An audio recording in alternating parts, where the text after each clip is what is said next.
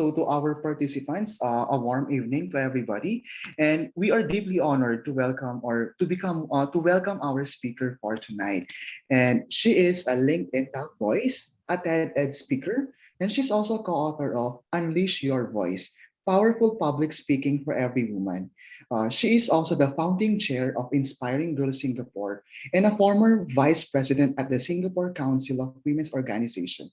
She is passionately committed to creating an equal future through the empowerment of women and girls. A lawyer by training and a branding expert by profession, she has served as honorary secretary at HCA Hospice Care and was a three-term president at Primetime Business and Professional Women's Organization. In addition to her board roles, she also speaks on issues around gender diversity at organizations like the World Intellectual Property Organization, DHL, and Google. She is a sought after media commentator on issues around women and leadership. Let us give a warm welcome to our speaker for tonight, Miss Lavinia THANAPATHY. Thank you so much for that warm welcome. It's such a pleasure to be here with you all. I'm here in Berlin, Germany, and it is snowing here. It is the middle of winter and it is a completely white landscape outside. So it's very nice to be here in my nice warm apartment with pictures of Singapore, which is where I'm originally from, in the background. And of course, orchids from Asia. To be here with all of you today to discuss an issue that I am absolutely passionate about, an issue that has been very close to my heart for a long time. And as I was introduced, I'm the founding chair of Inspiring Girls Singapore and Inspiring Girls Network all over the world, and I'll tell you a little bit about that in a moment. But first, I wanted to ask, actually, can someone help me with the chat? For those of you who are here, would you just find your keyboard first? Once you've found your keyboard, tap in something for me. Tell me if you think, yes or no, there is any difference in the attitudes of girls and boys, the young men and the young women that you teach or that you are in charge of, towards technology and towards the sciences. Can you say yes or no in the chat?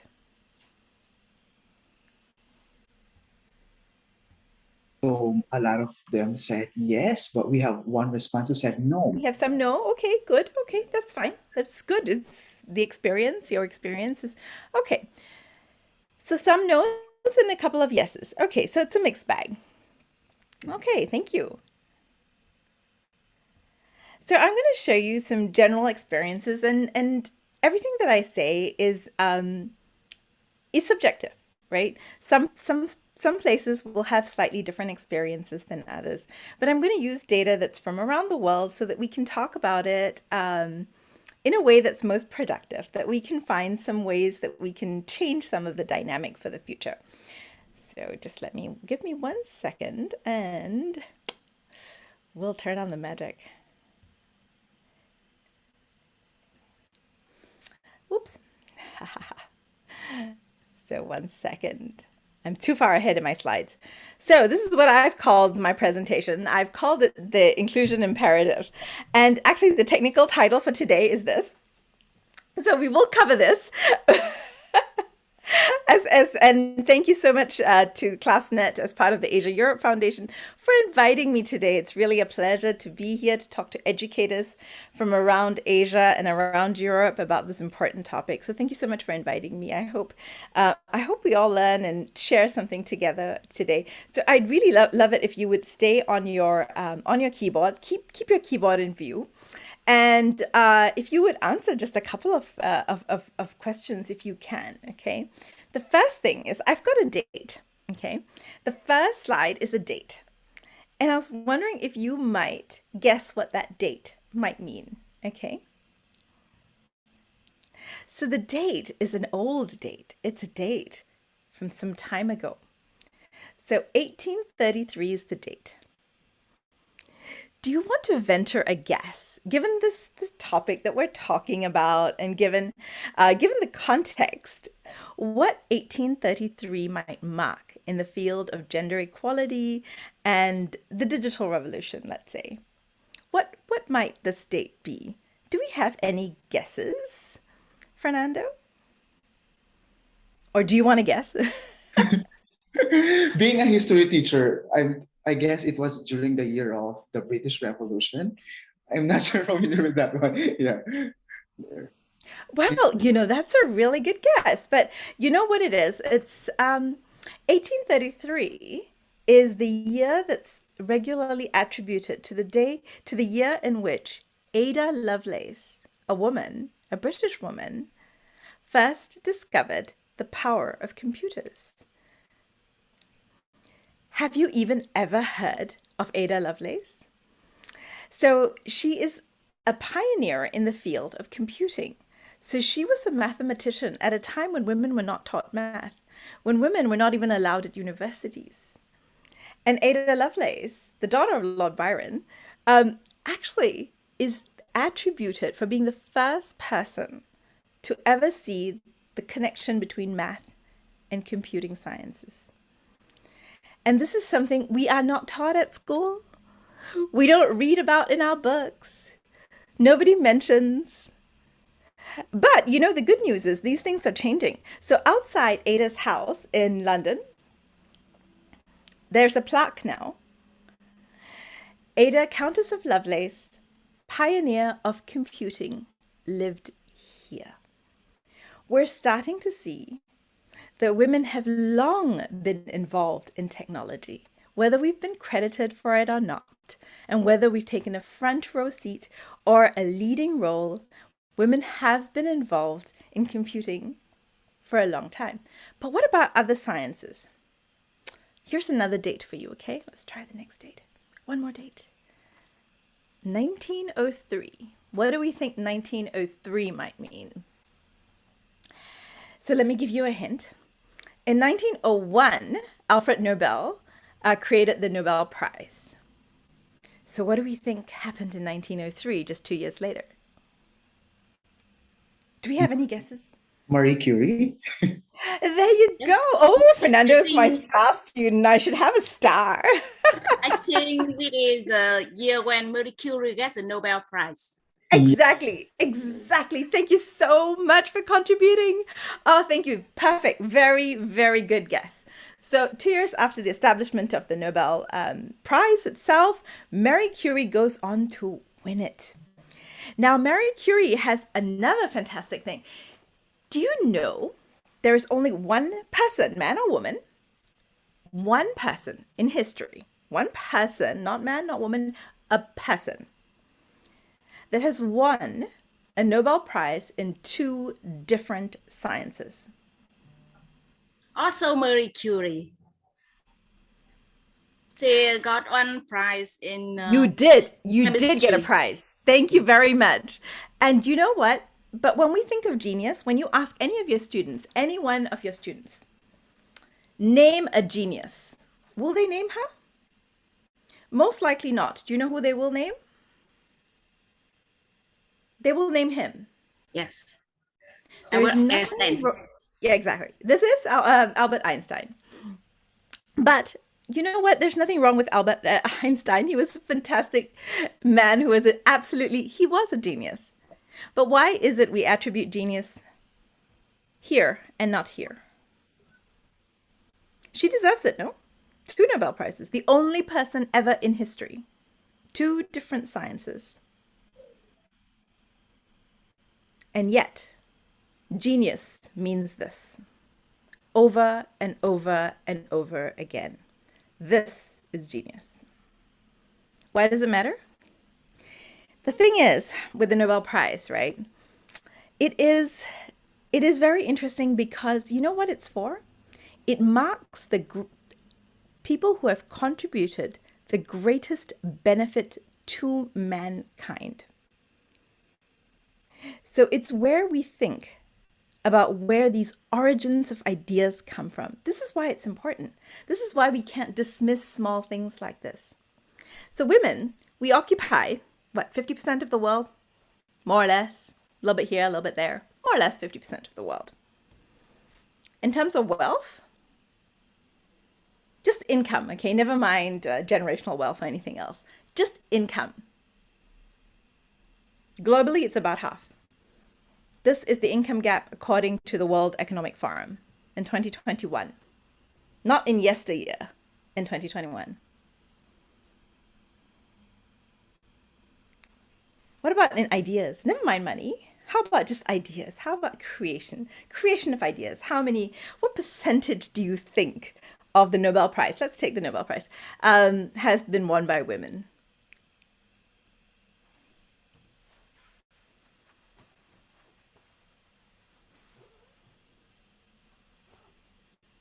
%6. So pioneering is not enough, right? So just 2 years after the Nobel, we already had a woman winning it. But pioneering is not enough. The occasional woman who's able to break through is not enough. And we need more than that. So this is me. I have done this work for a long time. Some of my proudest work is around the work that I do with girls. And I have 2 daughters and 3 sons. And when I started to do this work around girls, my son said, "What about us? What about us?" My answer, "Oh, boys, the whole world is yours. It's all yours.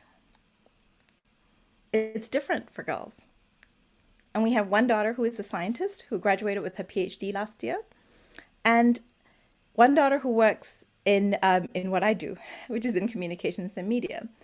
And if you think this work is no longer necessary, the work is equal, our daughter who graduated with a PhD had to start her own publication in order to get women published. Because women in the sciences are less likely to be published in their own name or if they're the first name in a publication. So this happens today. It isn't a situation of the past. It is absolutely a situation today. And if you talk to any woman in the sciences, any woman in technology, she will tell you the same. So what can we do about it? Let's talk about that, right? That's what we're here for. And the reason this is important, because all businesses, whether you're in medicine, whether you're in communications, whether you're in a university, every business is going to be a technology business if it's not already. And this is why technology is so important and why education in technology is so important. It is important because everything is going to be around this. The announcement of the metaverse, which will be a parallel universe of everything we have in the real world in a digital format. Women were left out of the Industrial Revolution because we had no voice. Are we going to be left out of this one too?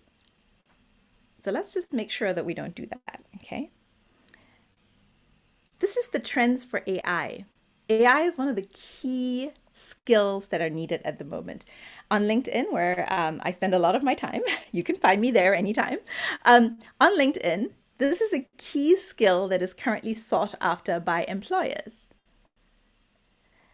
And currently, do you see how many women have this skill?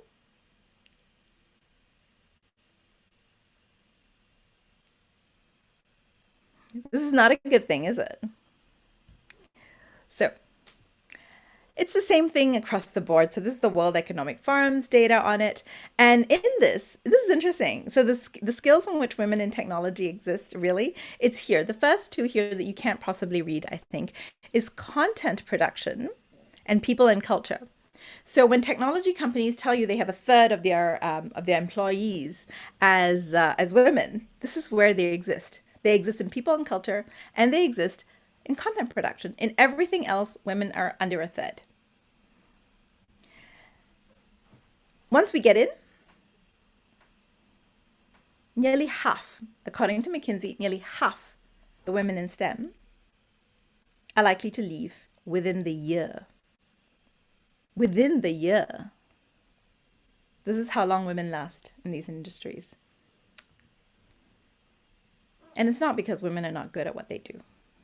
It's because we have real cultural problems in some of these organizations. It's almost never about competence. It's almost always cultural. This is some data to show that. This is from the Harvard Business Review. Why do women leave? The interesting thing about this is that women leave for the same reasons as girls don't join these industries. Girls don't join these industries for the same reason that women leave them. And the first is extreme work pressure. The second is a hostile macho culture. And the third is compensation. So let's take these a little bit in a moment, right? And let's have a look. Why extreme work pressure? Why does this affect women much more than men? Are women particularly weaker than men? No, it's because till today, women are still responsible for over 70% of domestic and care work. And this has shown up particularly during the pandemic and women staying at home and men staying at home. And we can see women are dropping out of the workplace in far faster numbers than men because they cannot cope, because they still bear 70% of all domestic and care work. So when we say extreme work pressure, it's because women often have a second shift. And the second one, the hostile macho culture, let's have a look at that, shall we? Here are some headlines. You don't have to look far. You can just have a quick glance around and you can have a look and see how absolutely toxic some of these environments are. And you've seen some of the stories. The Me Too movement comes from this.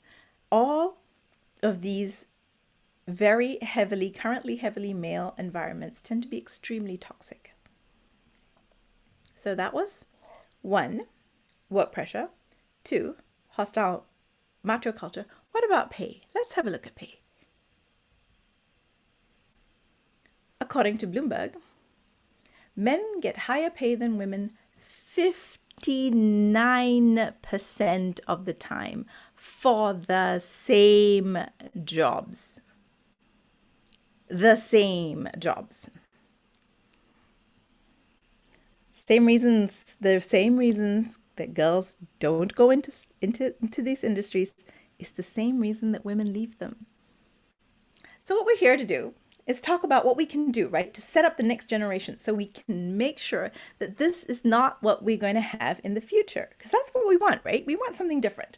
So let's have a look. Let's have some ideas. Some of these ideas are mine. Some of these ideas, I'll credit them where it comes up, are from the industry itself. Because I do a lot of work with tech industries and they know they have a problem. And so some of these ideas are from them. And since I have the opportunity to talk to you as educators, we'll bridge this gap between the companies and education and see what we can do about the future, okay? The first, girls need to have an interest in STEM. And girls don't, by nature, not be interested in STEM, right? They're not interested, not because they just, born with a pink gene. It doesn't work like that. It is very, very, very cultural and very, very, very environmental. So there's so many things we can do. So the first is, you've heard the saying, right? She can't be what she can't see. So the first one is all around female role models. The second is, did you know teachers spend less time with girls in their classroom in math and science than they do with boys? So teachers need to spend time, equal amount of time, nurturing girls in math and science at school as much as they do with boys. And the third is gender sensitive delivery. And I'm going to tell you what that means. This is a picture that was classified until relatively recently. These are women code breakers during World War II. In World War II, one of the things that decided the victory for the Allies was the ability to break the Enigma codes by the Germans. And those code breakers, the most famous was Alan Turing. Alan Turing is the person that everyone thinks about as the ultimate code breaker. But these are the women who worked on all those thousands and thousands and thousands of code, lines and lines and cards of code. Almost all of them were women. Almost all. On both the American side and the British side, women were the first code decipherers. Women wrote the original codes for the machine that deciphered the code. There is nothing that says that women cannot do it again. There's nothing that says if you are a white male in a hoodie in Silicon Valley that you are better at technology than any woman anywhere in the world or any man anywhere else in the world. There is no one type of person that can do this work. Anyone can do this work, but we do need to get them interested. And one of the ways we're talking about is role models. You may have seen the movie Hidden Figures. You saw the movie, right? So these are the women on which it was based. And you know how important it is when these things happen that we really focus the attention of our children on them, our attention plus the attention of our children. It's so important because do you know these three women? These are their names. Katherine Johnson, Dorothy Vaughan, and Mary Jackson. Do you know they did not have a Wikipedia entry until the 5th of January 2017, the day before the movie launched? The day before the movie launched. These three women, who had such a crucial role in NASA's successes, had zero recognition for their work. So when this is possible, when you have the possibility of introducing these ideas to girls and to boys, make sure that you're doing it. It's not just in the past. This is Whitney Wolfe Herd. She's the founder of Bumble and she's their CEO. This is one of the biggest stock market launches in 2021. A tech company run by a woman, founded by a woman. So these are the stories that we need to be telling. These are the lessons we need to be teaching. These are the examples and the role models that we need to be showing. What about teachers? Do they spend an equal amount of time in sciences and the maths with girls and boys? Well, not according to research by UNESCO. This data is from Vietnam, but this is from 2015. This is data from UNESCO, and it shows that in math, boys get roughly 65% of the attention and girls 35%. And in science, girls get 31% of the attention and boys 69% of the attention. So girls get roughly a third of the attention that boys do in school, in math and science. So we don't set them up well, do we? But if we know this is happening, we can address it. There's nothing, it's not that anyone intended. I don't think anyone intended, at the start of the school year, the teacher does not stand there and go, I'm going to give the girls just a third of my time. No one is doing that. But it is happening. And so if we are aware as educators that we can address this, that we can get the teachers to ensure that they are spending the same amount of time with boys and with girls, we can nurture their interest in these subjects. And the other way, as gender sensitive delivery, means that you ensure that you have the information, the types of books in your library, that you introduce your girls to the books and to the possibilities early in their life. This is a book that I order for many, many girls. It's by Mina Harris, the niece of Kamala Harris. But aside from that, she wrote this fantastic book called Ambitious Girl. And I read this and I give this book a lot to the young girls that I know in my network. But this is not the only book.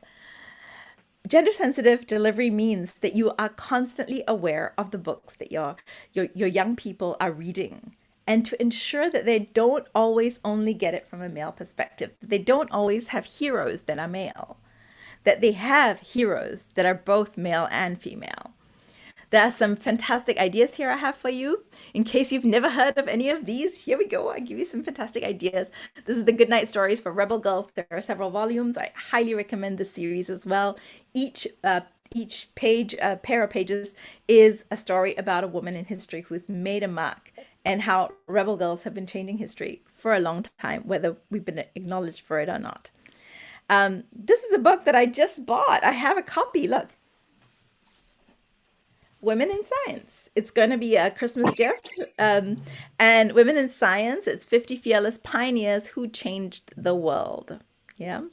So you want to make sure you're doing these things, that you're getting these stories out there to the girls. This is a fantastic resource. It's called a Mighty Girl. And A Mighty Girl is a website. And you can find it if you Google a mighty girl, and you will find fantastic resources, games, toys, books, shows, movies, TV shows that have all got female protagonists. You can find them all online. It's all there if you look for it. For older students, I highly recommend these, and also for you, honestly, for teachers to be aware. Inferior is a fantastic book introduced to me by my daughter, who is the scientist. It's about the power of women in science and how, honestly, some of the ridiculous battles that they are still fighting today.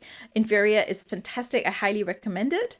The other book that I highly recommend on data, since we're talking about how that we live in a data-driven world, this book is absolutely, it will change the paradigm change the entire paradigm of the way you look at many things that are said to be gender neutral, but are really not. I highly recommend it. Invisible Women by Caroline Criado Perez. This is Katherine Johnson, who is one of the women from that I talked about earlier.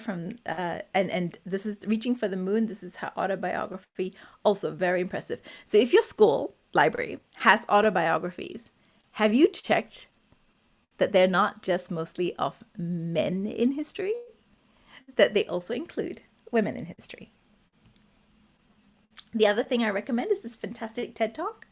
This is a TED Talk by Ramesh Sagani, and I think we have the link that we will post. So Rashma Sagani's TED Talk, all about teaching, and she's a coder herself.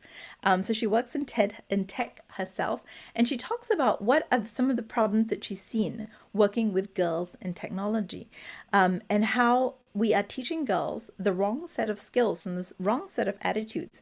We still continue to teach girls to be perfect, when really what we need to be teaching them is to be brave. And so I highly recommend it as for educators anywhere to really consider this TED Talk. It is only 18 minutes of your time, and it will change the way you view how you teach your daughters. Okay, so some other things that we can do, right? So we can reduce some of the barriers to acquiring STEM skills. And the first suggestion to doing this comes from Silicon Valley. It does not come from me. And this suggestion is to make computer sciences compulsory. Just like we teach math and we teach science as compulsory, it is absolutely crucial that we also add computer science to this. And I'll give you a quote from why they think that. The second is to highlight and celebrate women in STEM, and I've already taken some path down that. And the third is Girl Coding Program, and I'm going to show you some fantastic programs. I know the programs here in the EU, but I know we have programs everywhere in the world, and I'll give you some resources of where you can find them. Okay, so the first one is around creating computer science as an important and crucial part of curriculum everywhere. And so I'm going to read this out. If it becomes something that both boys and girls at young ages are expected to know and take an interest in, you're going to address some of the cultural obstacles that a lot of girls face to pursue fields that are still considered kind of geeky. It should be a norm. And this is it. There are many cultural barriers, and one of the ways is to insist that we teach them all equally. Here are some ways you can celebrate women. So here are some days that you may not know exist. So maybe you can, in your educational institution, consider some of these days as opportunities to celebrate women, or to celebrate and to highlight the achievements of women in sciences, in technology, in math, and anything that you feel is appropriate for your school and for your audience. So the 11th of February is a great opportunity. You probably never heard of this. It is the International Day of Women and Girls in Science. On the 8th of March is International Women's Day. Actually, the whole month of March is really International Women's Month. This is a great time, again, to focus your activities. The fourth Thursday in April is Girls in ICT Day, which is Information and Communication Technology. And on the 11th of October is the International Day of the Girl. So you have several international events that happen, and they happen all over social media. They happen in schools. There are resources around all of these days that you can use to really energize your teachers, your educators, your in your students. There are many resources here all around these days. You can take a screenshot if you like. And then you have these days at your fingertips, and I'm sure there are many more. These are just the ones that I know about. I'm sure there are many more. So this year for International Day of the Girl, we ran this hashtag, and the hashtag is "This Little Girl Is Me."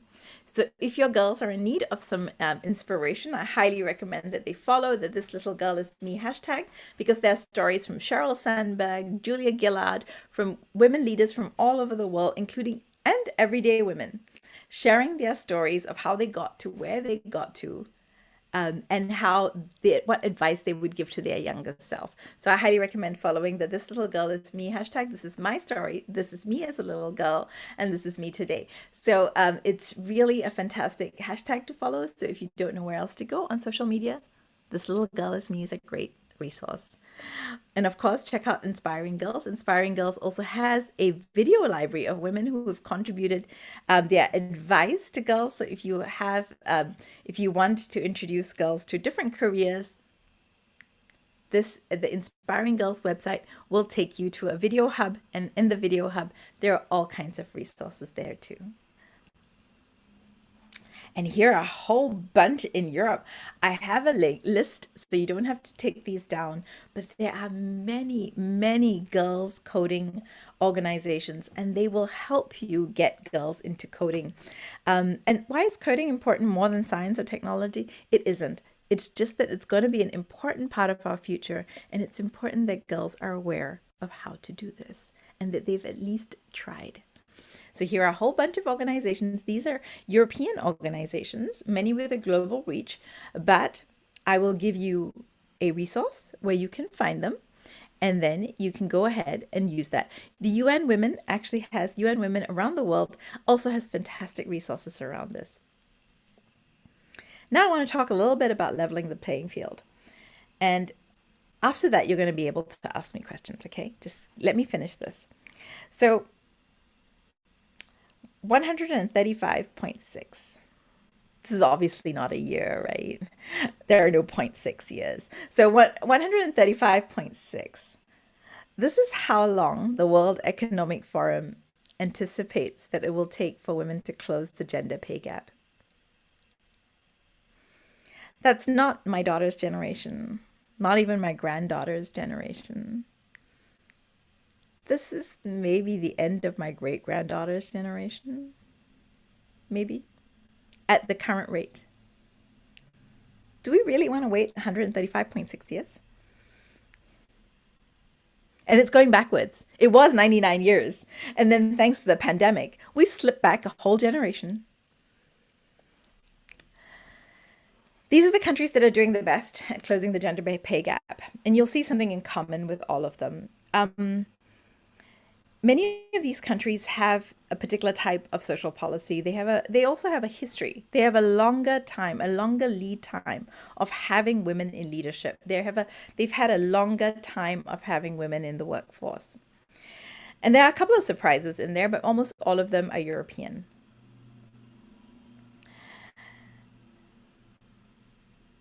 We call it Industry 4.0. This is the future. If the Industrial Revolution is the past, or the Agricultural Revolution before them. So now we have this new world. And we're still a minority. And I'll show you the numbers closer up.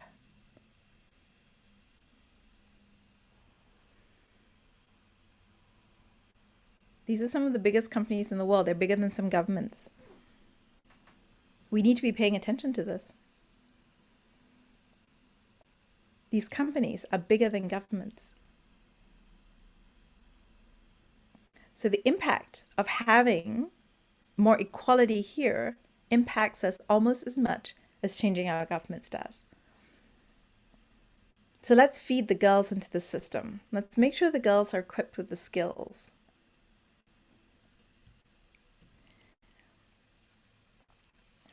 And when they do get in, the green bar, you see where the green bar is?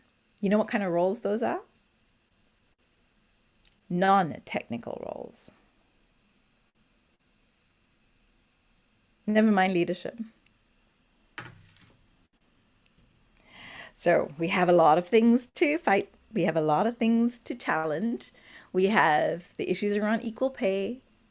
But you know that's changing. Salesforce is a great company to use as an example. Salesforce decided 2 years ago that they would make all pay transparent, thanks to the women in their organization who said that it was not. And their CEO, a male CEO, took their feedback and decided to have a look into it and used the big data at his disposal to create equal pay. So at Salesforce, they have transparent and equal pay. We have the data to do it. There's no reason why we can't create equal pay. Salesforce is a great example of an organization that used its power to create this. The bro culture, let's not raise our boys to be this. Yeah, let's make sure that we don't raise our boys to do this. Flexible work. The pandemic has made it very, very clear. We need to consider flexible work, and the more organizations that do this, the better. There's 100 million types of unconscious bias based on nationality, social, economic background, gender, color, all kinds of things. They exist, and it's important that our children know how to deal with it. And the final is the mummy track. Our girls need to know when they have children. This is the possibility, unless we legislate it away. So we have a skill shortage. There's not enough people to fill these skills. Diversity drives innovation. Why do we want more women in? So that we have different ideas, so that we can create a different type of technology. The technology we have today is created almost entirely by men. And you use this technology. Every single one of you uses this technology.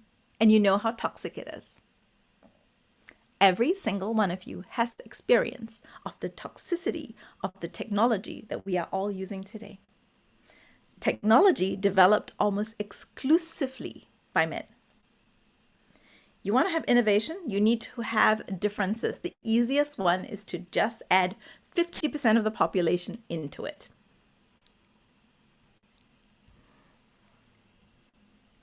And we can't just be tech consumers, right? We need to be much more than tech consumers. We need to be tech architects as much as consumers. Because honestly, when we're just consumers, we have very, very little power. Do you know when Apple first released in its iPhone the health app? Do you know what it didn't have? It had all kinds of things, right? Do you know what it didn't have? It didn't have a period tracker.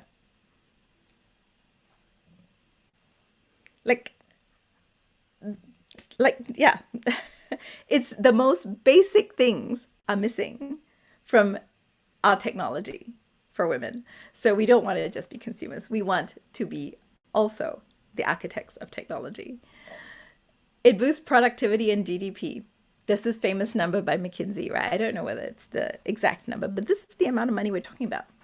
28 trillion US dollars can be added in the next 25 years to our global GDP if we just include women. That's all we need to do. Just include women.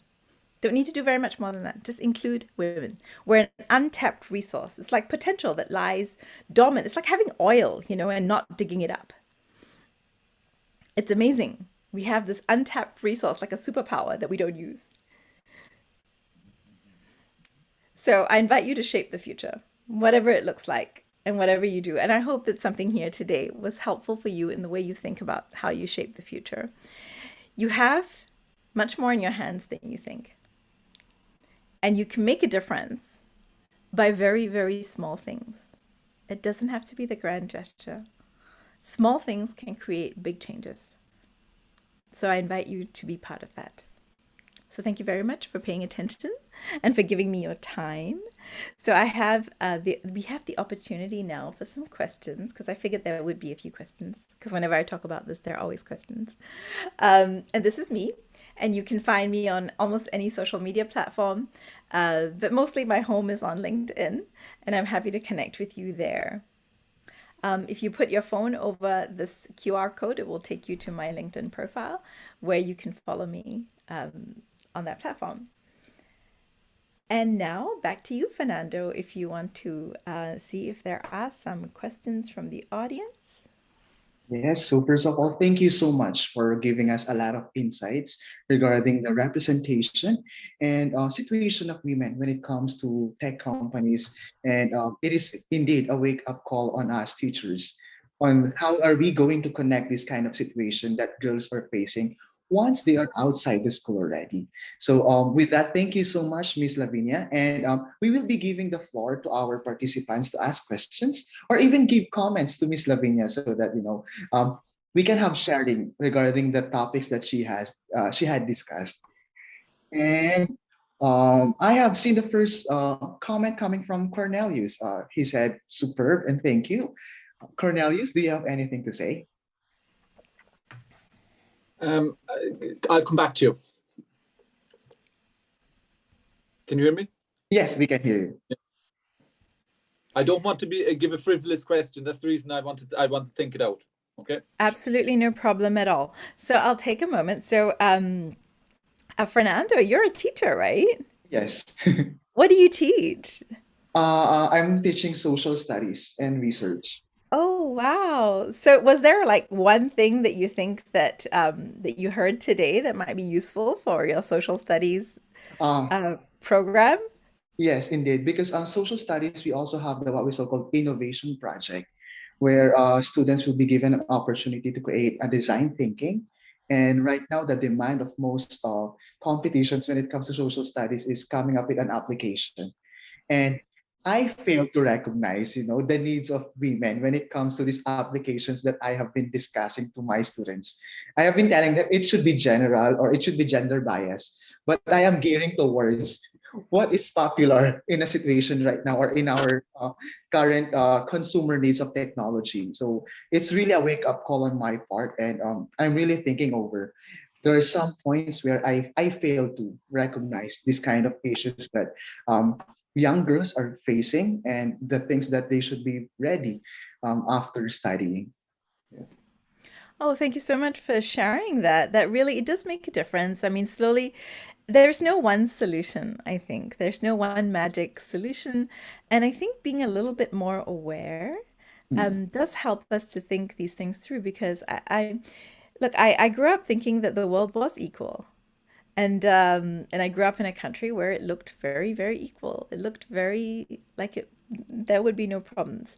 But I think later on it occurred to me that yes, and I could have been better prepared, which is why I do the work that I do. I hope that girls today are better prepared and that we can help them along the journey. So thank you so much for your sharing. One of the things I've done in I have our youngest son is in grade school. So he's finishing up grade school, he'll go to high school next year. So one of the activities I did around the International Day of the Girl with the school was we went through some of their biographies. We just checked what biographies were in the library, and we did find a very high number of biographies were male. Well, male biographies, there's nothing wrong with it. All of those men deserved to be in the library. I do not take anything away from them. They belong there, but we did not have enough women in the library, biographies of women in the library. And so we went out and we bought for the school mm, biographies of women. And now the school also uses those days that we talked about. I remember I shared a couple of days that we use those opportunities to highlight some of the books in the library that students can borrow, boys and girls can borrow if they're interested in different fields, to ensure that they do that. And also when we teach different subjects, to ensure that they source and they cite sources that include at least one person from that's a woman. So it's always important. It helps the students also to think about it and to be aware that, did I include someone? Did I think about that? And so we find that quite useful, and we've been doing this in the grade school that my son goes to. yeah, thank you so much. And we have participants who raised their hand. Let's start with Super. Yeah. Okay, thank you, Fernando. Yes. So my question is based on a reflection, if you don't mind. So in Ireland, as in many other countries, we have all single gender schools. So we have all boys schools, all girls schools, and mixed gender schools.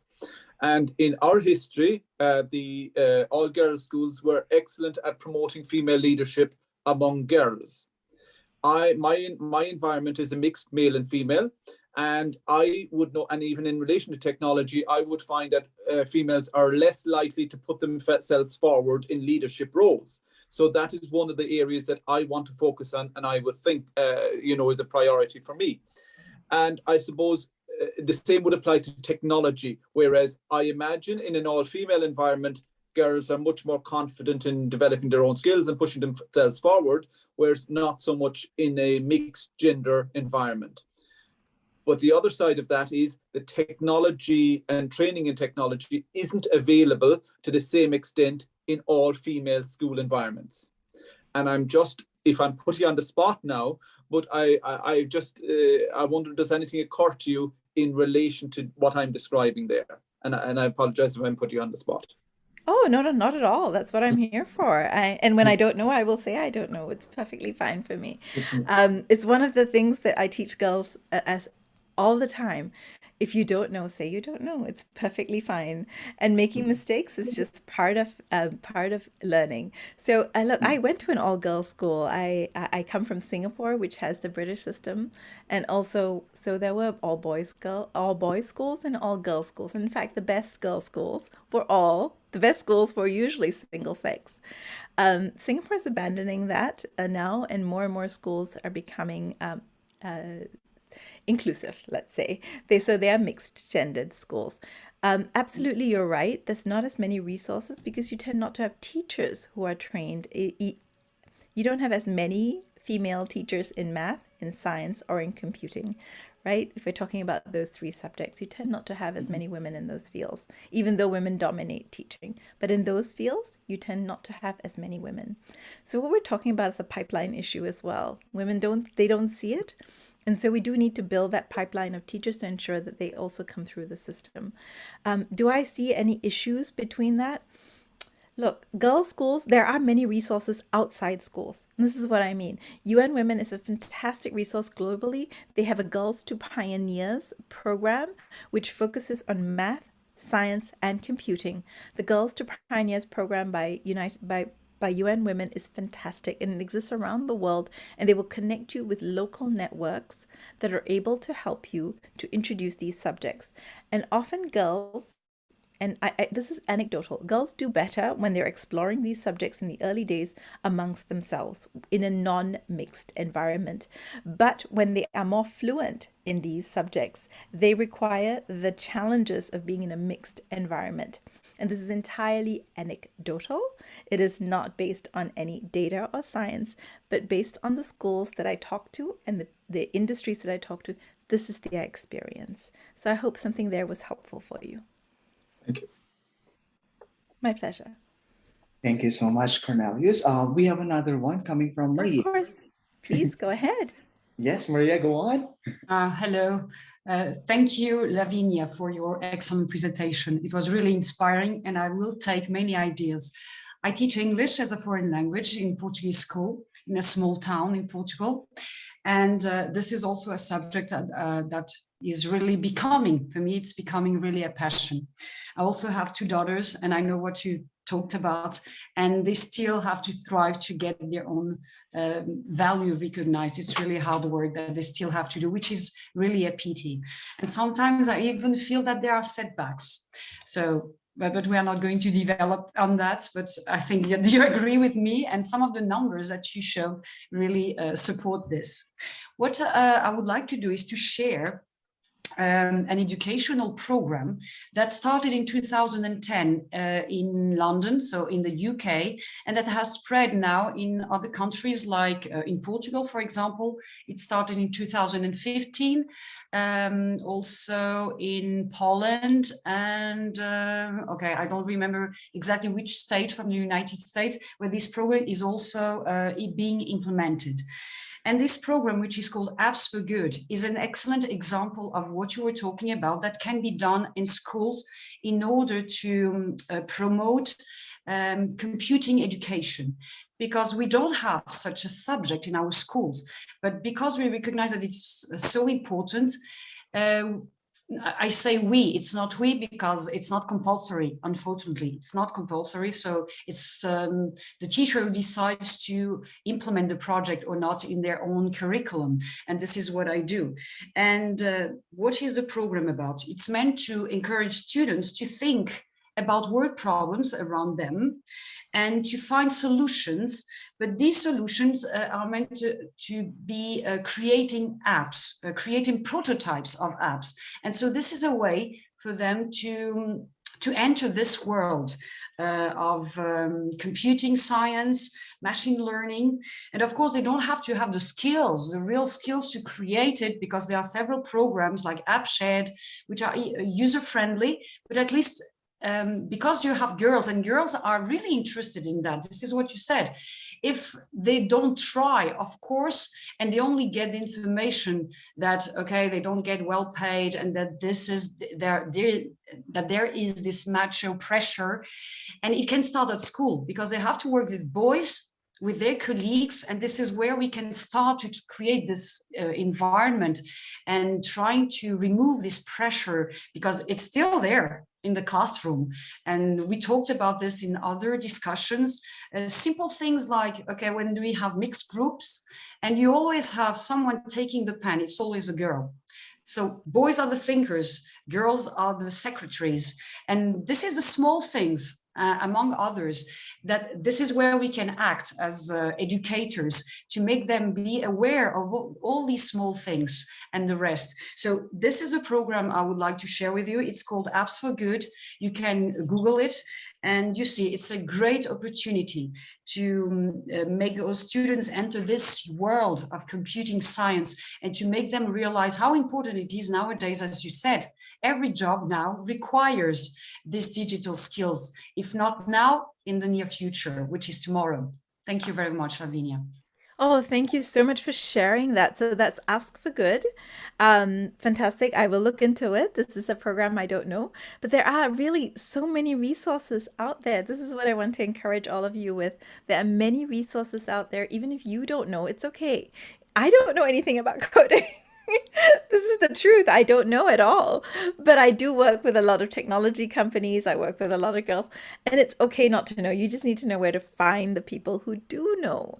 And these are the skills that we want to be making sure that we teach our daughters and our girls that are coming through our system. And also the boys, that they don't form part of that, very toxic culture out there. Sorry, there's another question, was there? Fernando, can you help me? It was just a reaction, yeah. There. Okay, super. That's fantastic. Oh, and Maria is sharing that Ask for Good is headed by a woman, Heather Pickoff. That's fantastic. That's the other thing. I always say the woman's name. I always say the name because this week Disney announced that for the first time in its history, Disney will be chaired. Their executive board will be chaired by a woman. But almost every newspaper outlet announced a woman will chair Disney for the first time in history. A woman, as if Susan Arnold's name was not worth saying. Where Bob Iger, who is the outgoing chair, his name is on everything. So even when we announce women who break through, we never use their names. A woman did it. So you make sure your boys and girls notice these things so that they don't do it again. Yeah. I have one last question. Go for it. Yeah. When it comes to teachers, I guess parents are very crucial. So you as a parent, what are the possible ways that you can do to help teachers like us? Or what programs can school provide for parents? Because they should be the one also encouraging their girls to be who they want to be. Absolutely. I think it's very much a partnership. I think the best teaching environments are where teachers and parents and students all act together. Isn't that the dream? That we all work together for and to ensure that we produce another generation that's really improving on what we've created. So look, the thing is, you just need to be aware. I think what I hoped today is that you would think about some of these things. Think about some of the examples that you're using in your classroom. Think about some of the books in your library. Think about whether you're calling your teenagers in your program young men and girls. This was the other thing I've come across. Often the boys are referred to as young men, but the women are always referred to as girls. So watching your language, making sure you're aware, encouraging, ensuring that you're spending as much time with the boys as with the girls. And this is not about an anti-boy movement, not at all. The idea is to ensure that the opportunities that are open to boys currently are also open to girls going forward. It's really important. Technology is as important as electricity is to us today. Technology is so crucial. It's going to shape every aspect of our lives. So let's ensure our daughters don't lose out. Thank you so much. Yeah. And do we have any more questions coming from our participants? Going once, going twice. And there you have it. We are exactly on time. We ended on the right Super. time. And definitely, we are very much grateful for your time and for the talk that you have given to us, Miss Lavinia. We highly appreciated it. And definitely, as a part of this project, there will be a collaboration among us teachers on how are we going to move forward regarding the issues on gender. So with that, thank you so much. And we learned a lot. Yeah. Fantastic. It's been my pleasure to be here with all of you today. Wonderful. So see you all around. Thank you so much for having me. Bye. Bye. Fernando, can I add something? Okay, yes, Maria. I would just like to remind everyone that I left the link for the twin space of the project where you can watch the webinars. So if you didn't have the chance to be present during the webinars, the videos are already available and all the material and the resources, and the same with this webinar. So as soon as possible, we will publish the link so that you can review it and get inspired. Yeah, and we will definitely share you the links that was given to us by Miss Lavinia so that we can integrate it in our classes. You're welcome. Miss Lavinia, also thank you so much. You're very wonderful. Definitely, she is. Oh, yeah. Once again, thank you so much and have a nice day for our European friends and for our Asian friends. Enjoy the rest of the night. Okay, goodbye, everybody. Thank you. Bye. Bye-bye. Thank you, Lavinia. Bye. Bye. Bye.